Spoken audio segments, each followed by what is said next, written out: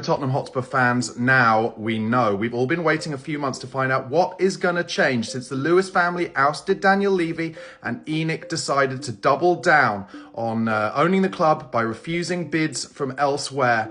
And this is what is happening. They have announced that they have injected £100 million into the club this morning. It is a big song and dance. They've tweeted, they put a big article on their website. And for me, it is not enough. It doesn't touch the sides. We're talking about a club who have just turned down a potential bid where Enic had suggested he was going to spend £1.2 billion on the team. They've rejected it. Meanwhile, they've said, oh, we're going to invest £100 million in the club. That is not going to touch the sides. Now, some of you might be saying, Barnaby, don't be so negative. That's £100 million we could spend on a player in January. But it's not as simple as that. We owe over £100 million on transfers that we've already made. So this is money that is going into the cash balance that is incredibly low already. And that's why I don't feel very positive about it right now. The only thing I would say is that in the last couple of minutes, Alistair Golder said that this is seen to be the first chunk of numerous amounts of money injected into the club by the Lewis family and Enic. And if that is the case, then that is very positive and I'd be really happy to see that. And that really would make a difference.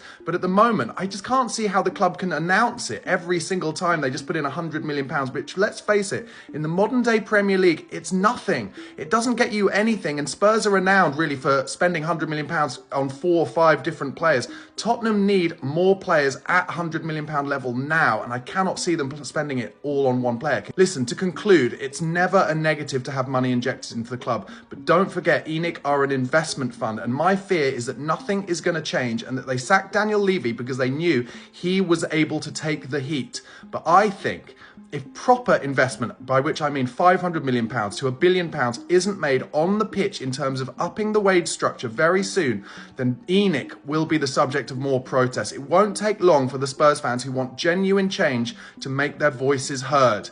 And I'm hoping that Alistair Gold is right and this is the first investment of many.